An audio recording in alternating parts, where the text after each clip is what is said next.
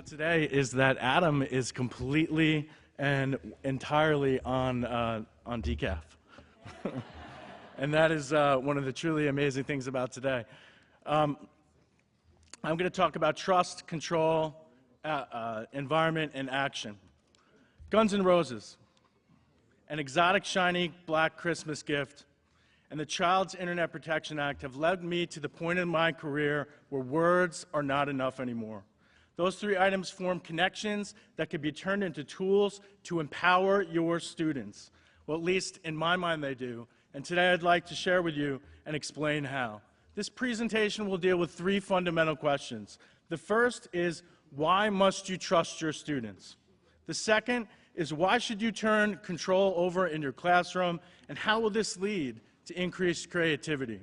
And finally, what can you do to free your students' voice right now? When I was younger, I was fascinated with technology, and I can still remember the first Sony Walkman that I got for Christmas and the ability to record off the radio and also be able to record my voice with an internal mic. Finally, I had my first radio show.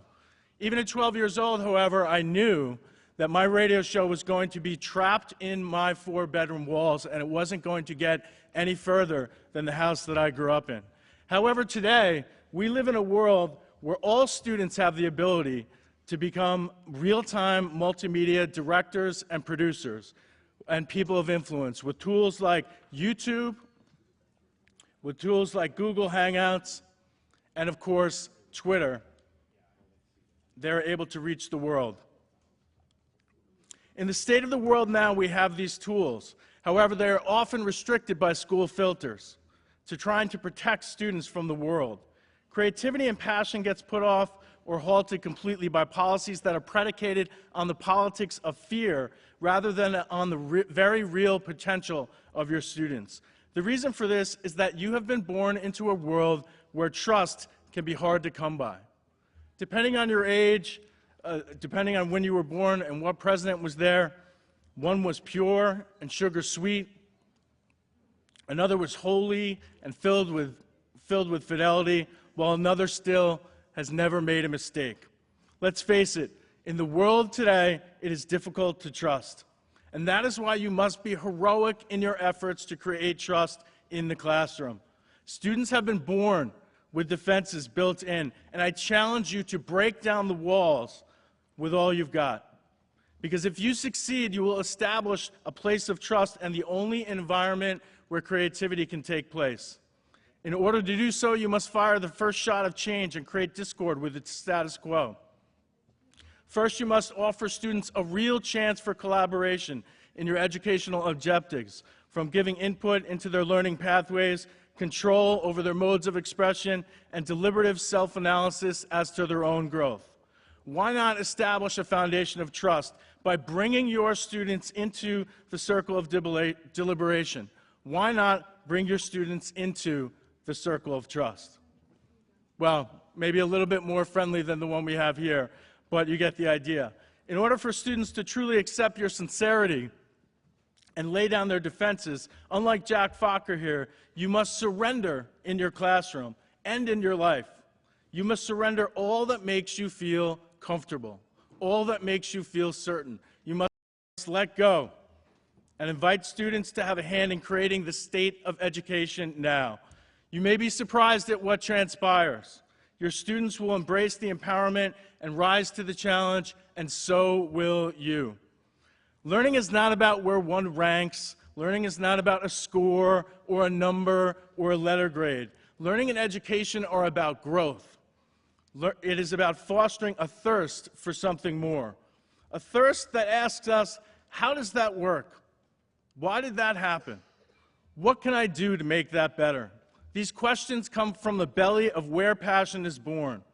This is where the creative spark ignites, and when you are able to exceed as much control as you can stand and then go 2 steps further, it is always the students who will become the catalysts of reinvigorating and revolutionary change. Little did I know it, but 2 years ago my path was completely changed when a tall 7th grade student filled with pimples, monotone voice, very shy, very quiet, was joined by another bright-eyed, bully-fearing all things Apple movie-making maniac. They were accomplished with two twins who were sharply differentiated by height, but joined in their commitment to learn and to bring people together. The Go Bros, a team that arose out of disparate parts, stepped up to set the groundwork for an amazing journey, where students led an Academy Awards movie-making campaign with documentaries addressing the fundamental problems facing the United States today. The Go Bros organized a wiki discussing class content and beyond. Their inquisitive minds turned the projector inside out and used infrared markers to write on the wall. These exuberant entrepreneurs led to an expedition to raise funds and to build an iPhone app that included a student digital citizenship game, a topical film, and links for the safe use of the internet for elementary school students. Here are a few of the bullies that the members of the class created, designed for the game, and here's a screenshot of one of the questions from the game itself, which has now become one of the favorites of my young seven-year-old. They did this with an organization called Odesk, which is a group that connects to web developers around the world, and we were able to Skype and connect with a company called Desksoft to make this happen. What did I do during all this? Not much. I got out of their way. I let them lead. Our connected classroom became a success not due to any one person, not due to me, but due to a level of respect and trust in the other. That is what sparked the sense of passion and community that existed on our team. This set of remarkable student educators and this set of teachers that we worked with that enabled and fostered the trusted environment told me that letting go has legs. Letting go has legs, and the Go Bros team in all of their iterations with all of the students and all of the teachers involved, and among whom all they inspired, are proof positive of trust gone right. These 12 and 13-year-old students knocked down the doors of what was possible in the classroom. They created, organized, iterated, and ideated, and they did this simply because they were allowed to. The more we shield our students and our children from the responsible use of social media and all of the tools available in this 21st century, the more irresponsible we are being as educators and as parents. We cannot hide the world from our children, for the world is sitting right there in their pockets in the form of a smartphone. This is a losing battle. So let's stop surrendering to the fear of all that can go wrong and embrace the hope, passion, and opportunity laden in your students' creative minds. Here is the challenge before you.